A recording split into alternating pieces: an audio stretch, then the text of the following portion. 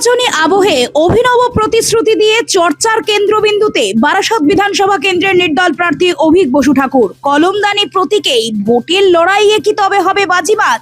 ইতিমধ্যে বারাসতের নির্দল প্রার্থী ঘোষণা করেছেন জয়ী হলে এলাকায় নির্মাণ করা হবে একটি সুউচ্চ রাম টাওয়ার।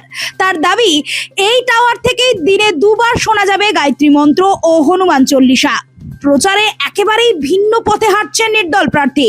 বড় মিছিল বা জনসমাবেশের বদলে একাই বিভিন্ন এলাকায় ঘুরে বেরিয়ে মানুষের কাছে পৌঁছে দিচ্ছেন নিজের বার্তা। তার বক্তব্য, অন্যান্য রাজনৈতিক দলের মতো লোকবল দেখিয়ে প্রচার করলে সাধারণ মানুষের সমস্যাই বাড়ে, বিশেষ করে যানজটের সমস্যার তৈরি হয়। তাই সেই ভোগান্তি এড়িয়ে সরাসরি মানুষের সঙ্গে যোগাযোগ রাখতেই তিনি এই পথ বেছে নিয়েছেন। নির্বাচনী প্রচারের মাঝেই শাসক দল তৃণমূল কংগ্রেস ও বিরোধী বিজেপিকে উভয় দলকেই নিশানা করতে শোনা গিয়েছে তাকে।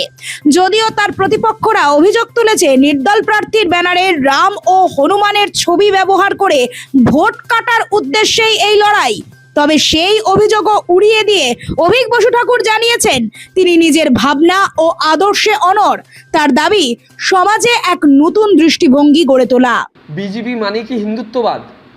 আজকে আমার পরিবার মুঘল আমল থেকে শুরু, বসু ঠাকুর পরিবার প্রায় 650+ বছর হয়ে গেল আমাদের পরিবার, কারোর কাছে মাথা নত করিনি।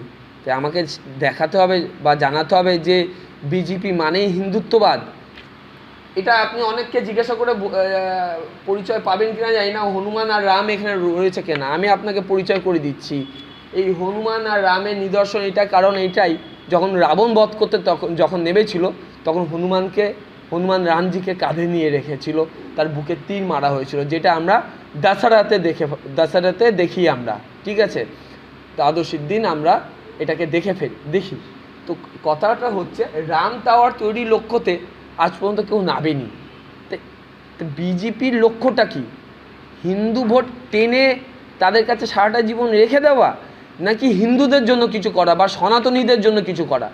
সনাতনীদের জন্য আমি যেমনি রামনবমী মিছিলে দেখেছি, সনাতনীরা অনেক বলে আছে হিন্দু রাষ্ট্র। এত বছরে কোথায় হিন্দু রাষ্ট্র তৈরি হলো বলতে পারেন? আজ তো সরকার 15 বছরের বেশি হয়ে গেছে, তৈরি করেনি। রাম টাওয়ার